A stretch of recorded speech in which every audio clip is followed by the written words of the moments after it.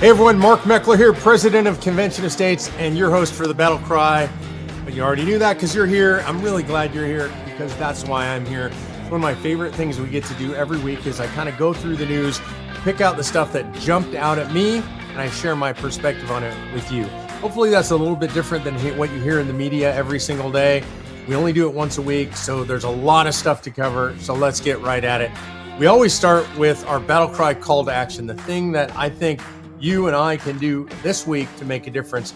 And this week, I want to encourage you to join an organization. Hopefully that's Convention Estates or something else near and dear to your heart. And then get involved. Actually spend the time, take the actions, put in the work that it's going to take to save our country. And it might not be something that saves the country. It might be something that saves your state or your community or your church or your local school. But the bottom line, it's up to you. You know, the framers of our Constitution, the founding fathers who fought the American Revolution, they didn't think that all you were going to do is vote and everything would be okay. They were engaged and involved patriots, and they knew that the country could last, and last it has because of patriots like you that were willing to be involved. So go out there, sign up, do something, get involved. If you go to conventionofstates.com and fill out the petition, you can also click on the Take Action tab, and you can volunteer to actually do something. There's a lot of work to do. Some of it's really small and easy. Some of it's a lot bigger. If you feel like taking on a leadership role, we need you. All the organizations in your community need you. I'm telling you, now is the time to go out and do something. Don't wait until the elections. Lots of people do that. Don't wait. You need to be involved all the time. You need to be in the fight. You know, one of the things that inspires me more than anything else to be in the fight is a particular speech in a particular movie. And I'm not a big movie buff. I'm not a big movie fan. I don't follow a lot of movies. I don't watch a ton of movies. But there was a movie that had a huge effect on me. And there was a particular scene in the movie that always resonates with me. The movie is Braveheart. And this is a scene from William Wallace. Whenever I watch it, I get chills and it inspires me to the fight. So I wanted producer G to play that for you today. I'm William Wallace. And I see a whole army of my countrymen here in defiance of tyranny. You've come to fight as free men. And free men you are. What will you do with that freedom? Will you fight?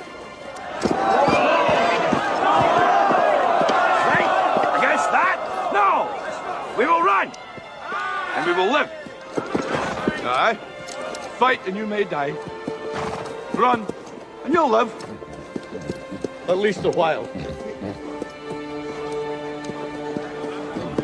And dying in your beds, many years from now, would you be willing to trade all the days from this day to that for one chance, just one chance, to come back here and tell our enemies that they may take our lives, but they'll never take our freedom!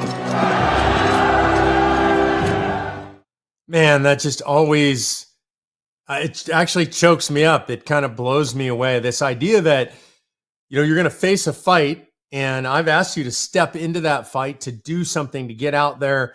That might be going to a school board meeting and standing up and speaking in public. You've never done that before. It might be running for office. It might be volunteering for Convention of States. It might be going door to door. It might be conquering fears that you have about getting engaged. Maybe you're worried about getting attacked physically or in the media or an X or whatever. Maybe you're just not a person who likes confrontation. And I'm asking you to go out and get in the fight. And I know that there are some people who go, well, it's scary out there, and they persecute people and they prosecute people, and look what they did to all the J6 people. And by the way, all that stuff's true. I'm not minimizing any of that stuff. They might come after you if you get in the fight. They might persecute you. They might prosecute you. They might try to throw you in jail. And they might try to shame you or abuse you online. All of that stuff might happen. I don't mean to scare you, but I also don't want to be Pollyannish about it.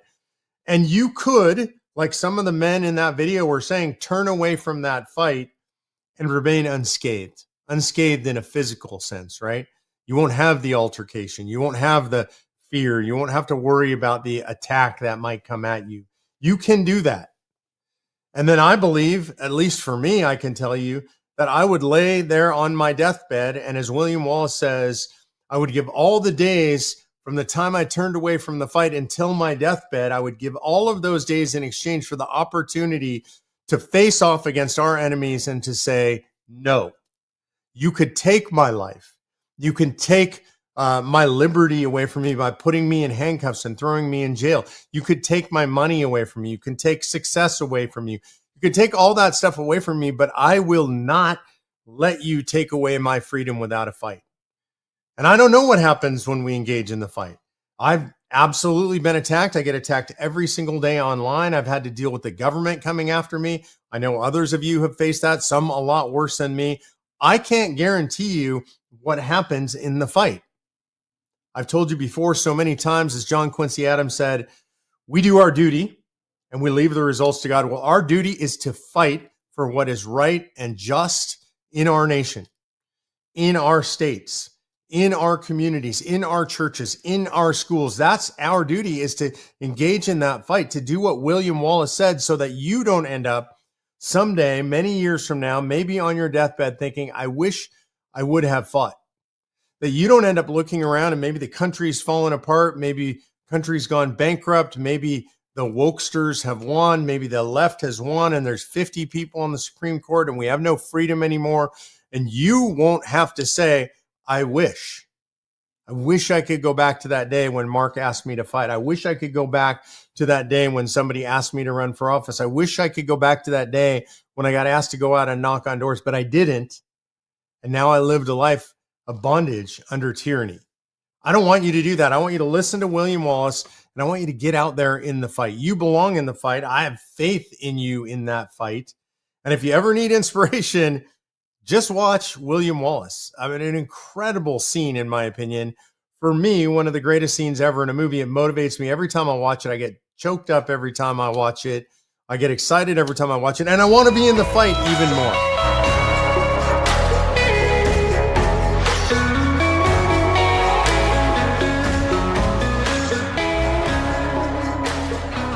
And the fight is going on every day. Speaking of fights right now, President Trump is in a major fight versus the courts. And you have district court judges that keep throwing injunction after him, temporary restraining orders, all this stuff, trying to throw sand in the gears of this administration. And there's a huge fight going on around immigration right now. And very specifically, there's a fight going on around an illegal immigrant who was residing in Maryland. I want to be really clear what I'm saying. Illegal immigrant in this country illegally.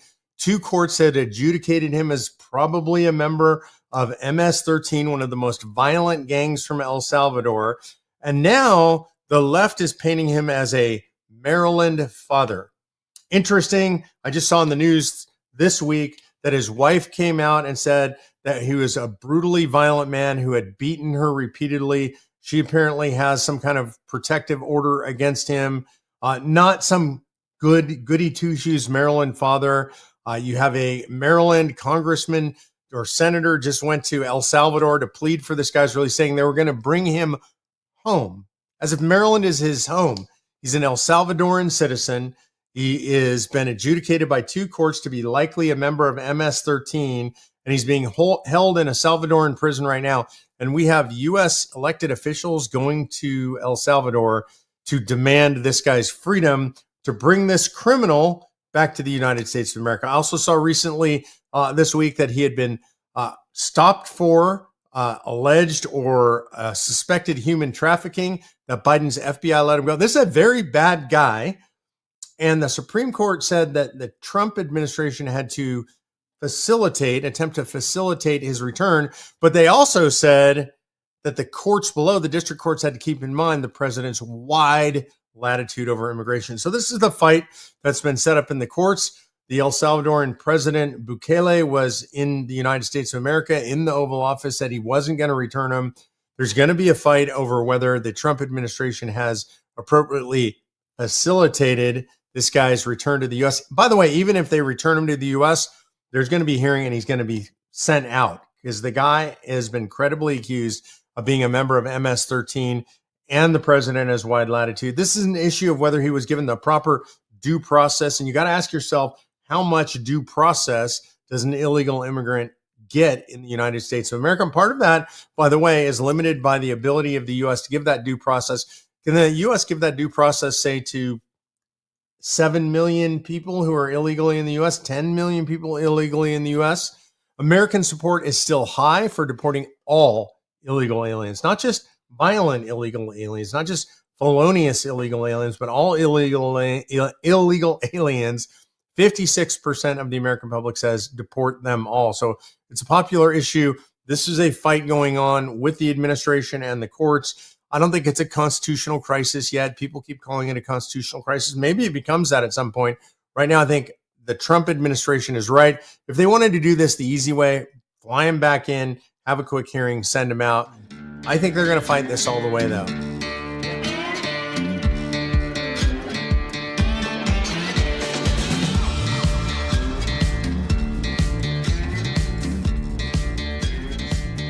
I can't believe these words are coming out of my mouth. I think hell hath frozen over. Listen to this clip from Whoopi Goldberg, because it seems to me she agrees with Trump. Trying to take apart the Department of Education. Yes. Maybe that is a good thing, because maybe it will force us to make sure that our kids actually get what they need. Maybe it'll force us to go to our state and say, listen, I want to make sure, since you're taking all this money from my taxes, I want to make sure that my kids get exactly what they need. I don't have to wait for the government to do it. We can do it. This is now in our hands. This is in our hands, and it's going to be tough, and nobody wants to do it because it's a... But you know what? If it comes down to your survival, this is what you got to do. You got to take care of what you got to take care of. Who is living inside Whoopi Goldberg's skin? That's what I want to know. That is a very conservative, self-governing position, right? Do away with the Department of Education, return it to the states, and take personal responsibility. Man, she could be the poster child for self-governance right there. That was absolutely incredible. I don't know if you saw Sonny Hoskins staring at her like the evil eye, just burning a hole through Whoopi Goldberg. I think this is absolutely a watershed moment. And I think we're seeing a lot of these in the media where people on the left, maybe even unbeknownst to them, are saying right-wing things. Why is that? Like, why would that be happening? And I do believe I can explain that. See, if people just tell the truth is not partisan, but the truth is conservative. And that's just true. Why are we letting bureaucrats in Washington, D.C., thousands of miles away from these local school districts? They don't know a thing about these local school districts or the kids or the needs of the community or the parents. Why are we letting D.C. run that stuff? And she's just saying the common sense thing, like, we need to take responsibility for this stuff. We need to be self-governing. What's more important than our kids? That is pretty much what she's saying. And if we can't do that, even if it's hard, then what's wrong with us? So, man, I'm kind of blown away that I'm saying this, but good on Whoopi Goldberg. I'm really impressed. That was articulately put. I said articulate and Whoopi Goldberg in the same sentence. I'm not sure how that happened, but it happened. And I'm going to give her credit where it's due. And she is due credit on this one. Maybe we'll see a détente meeting between Whoopi Goldberg and President Trump. We saw it between Bill Maher and President Trump. So who knows? Anything's possible.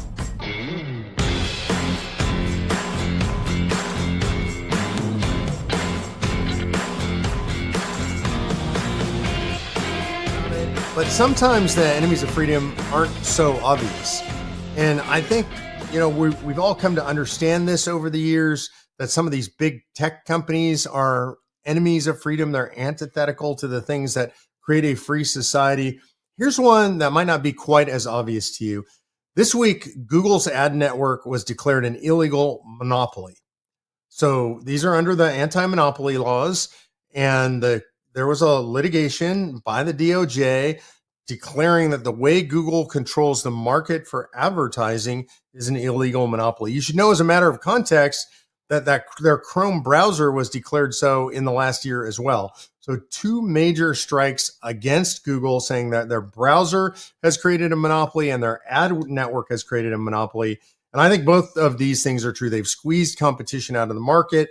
They've hurt advertisers. They've hurt consumers. They've hurt anybody who wants to use other browsers. It is, I think, a monopoly under the definition of a monopoly. They've captured the vast majority of the market. And they do it, by the way, by using their vast purchasing power. When there's a competitor, they purchase the competitor and roll it in. So now you have two courts that have ruled against Google on these things. One of the powers that they have is to fine, obviously, but the second is to break them up and to make them sell these pieces off. So we'll see what the courts do. There's going to be an appeal. They have an infinite amount of money. Google, I believe, has over $1 trillion valuation. They have an infinite amount of money to spend on lawyers to appeal this stuff. So it's going to play out over the next couple of years. But right now, it looks like they're going to go after Google and they're going to try and break them up. And I think big tech has gotten too big and too in bed with the federal government. Though I have to say these litigations went on through the Biden administration and the Trump administration. So it seems like maybe this idea of the big tech companies and the government in bed together all the time, that seems to be falling out. It's getting interesting, and I think it's really good. Now, so I think that's sanity, right? Sort of come into the marketplace. There's more victory for sanity. We don't get this every week. I think this is incredible. In litigation again, this one in the United Kingdom, in Great Britain, there was a litigation that made it all the way to the United Kingdom Supreme Court, and they ruled that a woman is a biological woman. Can you imagine that? I mean, first of all, can you imagine that had to go all the way up through the court system? I think we're going to probably have to do that here in the United States of America as well. But the UK led, and now the UK is way more woke than the United States. So this is kind of an amazing thing. But part of what's happening is the transgender thing is falling apart. It's imploding in the UK and in Europe generally, but UK is leading the way. They've shut down all their gender affirming care, their child mutilation clinics. Those have been shut down. Not allowed to do that stuff to kids anymore in the UK. And now their Supreme Court has said that a woman is a biological woman. And I got to give some credit to J.K. Rowling, who I probably don't agree on most politics with, but that's an actual real woman, God bless her, who has been in the fight against this transgender madness for real women. And she has the kind of money that she can tell people to pound sand when they criticize her. And she does that really well online. If you don't follow her on X, it's been pretty amusing. You should follow her. And she is celebrating this victory. And I think it is a victory for actual women. I would call them biological women, but everybody knows what a woman is. It's not a dude in women's clothes pretending to be a woman. Even if he takes hormones and cuts off his bits, it's still not a woman. So the Supreme Court in the UK has said a woman is a biological woman. So that's it legally in the UK. That is awesome. That's going to spread across all of Europe, I believe, and ultimately, hopefully, across the pond to the United States of America, and we'll get this gender madness out of our society. I'm excited about that. I think maybe the theme today is just more and more sanity, because now here's a great environmental story. I know usually when I'm talking about the environmentalists and all that, I'm not saying it's a great story, but here's a great environmental story. The wind is coming out of wind power.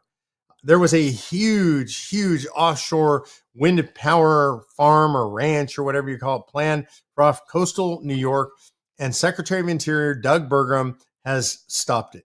The Trump administration said they're stopping all of this stuff. They're doing a review of all of this stuff and any kind of federal funding or permits or whatever that are required to do this stuff. By the way, this wind farm was going to kill massive amounts of birds. I believe it was going to damage sea life, just like it damages wildlife on land. It's going to damage sea life. It's going to just create an incredible visual pollution out there in the ocean.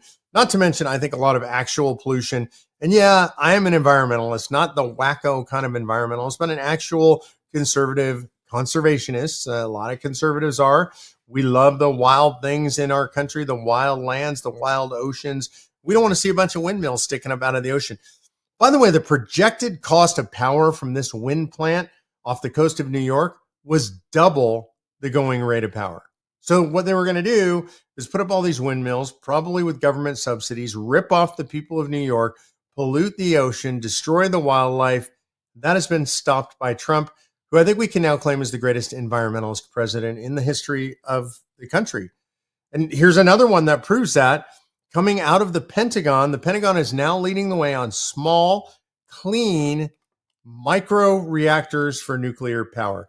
If you haven't read about this, when we think of nuclear power, most of us think of these giant power plants, these giant cooling towers that were built in the 1960s and 1970s. A lot of them have been decommissioned. but they're not the new technology. The new technology is all micro power plants. They're safe. They can't melt down. They don't leak radiation. I mean, these are incredible. You can power a neighborhood with one of these things that could fit in your backyard. They can put them on ships. They can put them, importantly, in data centers or near data centers, because we're going to have this AI revolution, or it's going on in this country right now and all over the world. Power is the issue. These micro reactors are going to be the way to power these things. And you have the Pentagon now leading the way on deploying these things, improving these things out. The Pentagon can move more quickly than they can in the private sector with all the regulations that have to be faced in the private sector. So the Pentagon is going to be testing these things out and starting to build these things out. And there is a small backstory on this that might be the biggest story, which is these things produce enough power to produce, or the power needed for weapons grade lasers. And that's the reason the Pentagon's really interested in it. They need the power for the AI. They need the power for their ships. And they need the power for the next generation of weapons. And they're going to get it from these nuclear microreactors. By the way, that's going to have a fan out effect, a tail effect for private sector industry. You're going to end up seeing these little nuclear power plants running neighborhoods. So you won't need miles and miles of transmission lines. And these things last forever. They run with very little maintenance. By the way, they also run on, you guessed it, AI. That's part of what makes them safe and secure, is they learn about how to, the AI learns how to efficiently run the power plant, gets better and better at it over time. So I think this is going to be a major development that you and I are going to see in the near future, in our lifetime. So I'm pretty excited about that. Now, one of my favorite all-time law professors, I didn't take any classes from him, just a professor that I really admire, is Professor Randy Barnett, taught at Georgetown for many years.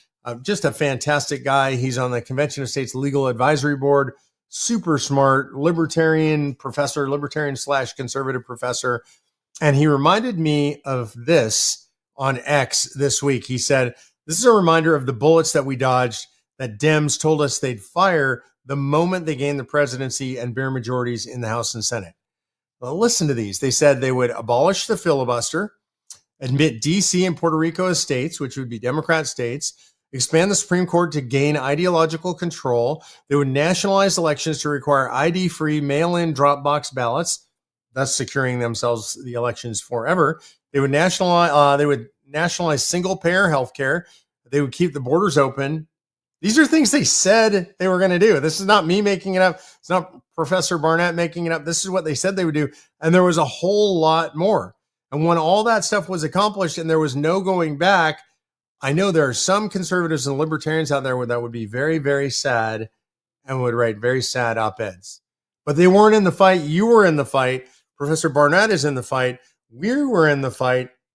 And don't think it's over. All that stuff could still happen. That's what the left wants to do to this country. And we can't let them. That's one of the reasons we got to call a convention of states, take the power away from the federal government, give it back to the states. So one of the reasons you need to be engaged in elections, make sure that the kind of people that you support win your elections. That's at the school board, all the way up to the presidency. You have to get involved. Coming full circle, you got to be in the fight, right? Isn't that what I told you that this week's call to action was? The BattleCry call to action was get in the fight. So go out there, join an organization, and get in the fight. Now, last week in COS travel, I was in Louisiana. I was in the state legislature. Great team there. They were there for their legislative surge day. Met a lot of legislators. More importantly to me, met the grassroots, got to hang out with the grassroots. I've been there 2 years in a row for their surge. That might be the first state I've ever done that with, except next week I will be in Colorado, and that is on the 23rd. I'll be in Denver for a rally at the Capitol at noon. So if you're anywhere near Denver, be there at noon at the Capitol. We'll be out on the steps for a rally. That's 2 years in a row for me in Denver, so that's pretty cool. I'm excited to be with my Colorado family, Colorado team out there.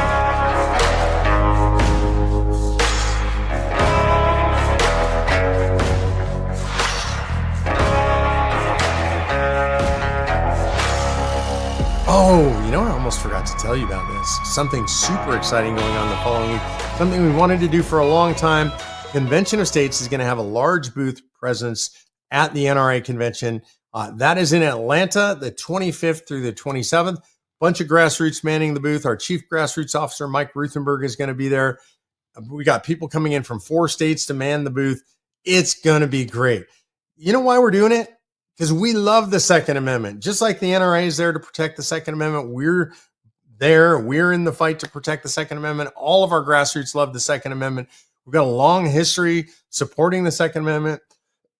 Chuck Cooper is on our legal advisory board. Chuck, for many years, was the #1 outside litigator for the NRA, fighting for the preservation of and the expansion of the interpretation of the Second Amendment.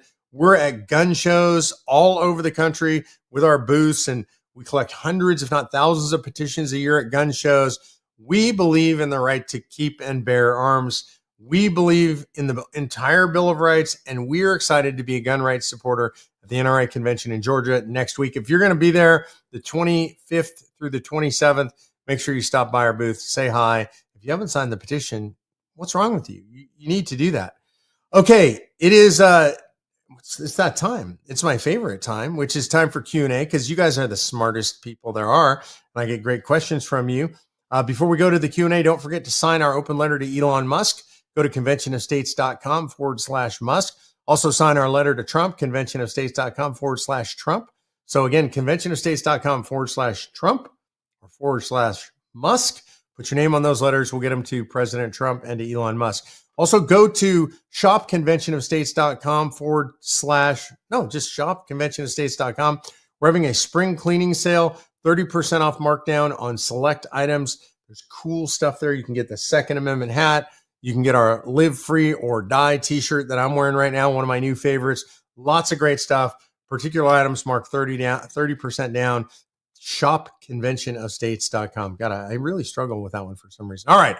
Going to Ask Mark Anything. You can ask me anything by going to conventionofstates.com/Ask Mark. And if you want to know the kind of questions I really like, listen to what producer G asked me a few weeks ago. You can go see that. There were some great questions there. Normally they're more serious than G's questions, but I like the fun ones too. Jesse Jensen asked, do you think we are in a soft civil war, especially with what is going on with Tesla? Yeah, Jesse, I do. And I think it's, in some cases, become a hard civil war, a live fire civil war. I think you've got people with guns shooting out lights at Tesla dealerships, shooting out cameras. You got Teslas set on fire. You got people assaulting people because they're driving Teslas. And this is not the first of this. We've seen a lot of this from the left. You've TPUSA events where people are physically attacking the students that are hosting these events. You've got conservative events on campuses where professors are kicking over tables and the like. So I don't think it's just a soft civil war. I think there's a civil war going on. But I want to warn you, and people like us, don't engage in that stuff. The left is the party of violence. They want the violence. They want it because ultimately they're fascists and they want to declare martial law. And they want to shut down all of our ability to speak. They want to tar and feather you with the moniker of violent fascists, but they're the violent fascists. So don't do the violence. I'm not saying not to defend yourself if you have to. You should always be prepared to defend yourself, but don't engage in that way. It's better off if we don't do that. Jack Gilbert said, well, I agree. Repealing the 17th Amendment would be next to impossible. Could we propose an amendment that each state is responsible for paying their own legislators? Yeah, I hadn't thought about that, Jack, but I think that's a good one. I do agree that I think it'd be hard to repeal the 17th Amendment, which is the direct election of senators. But the idea that we should make them paid by their states, I kind of like that. And what if each state paid whatever they wanted to pay, right? And so it's up to the state. I like that. We'll give the state more control. And one of the things I've suggested is how about if we give the states the right of recall? I got that from somebody in the Nebraska legislature, suggested that to me. So what if we have a right of recall where the state doesn't appoint the senator, people elect the senator, but if they're not doing the bidding of the state government, if they're not doing what their state wants them to do, they can be recalled by the legislature as well. I really like that idea too. So I think that's another way that we could sort of soften the negative impact that the 17th Amendment has had. Well, I appreciate you guys for being here this Sunday night, and this is obviously Easter Sunday.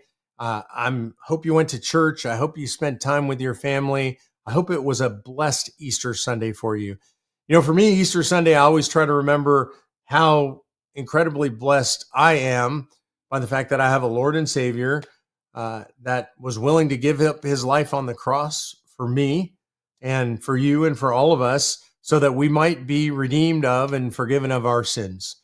That's something we can't do for ourselves. It took a Lord and Savior to do that. It took a Lord who was willing to send and sacrifice his one and only Son to come here to earth, to live as a man, to conquer death, to bleed so that through his blood we might have salvation and eternal life. That's what I remembered this Sunday. I spent it with my family. I hope you guys did that with yours. And I hope that you had a blessed Easter Sunday, and I hope that God watches over you, protects you, and blesses you. We'll see you next week on the BattleCry.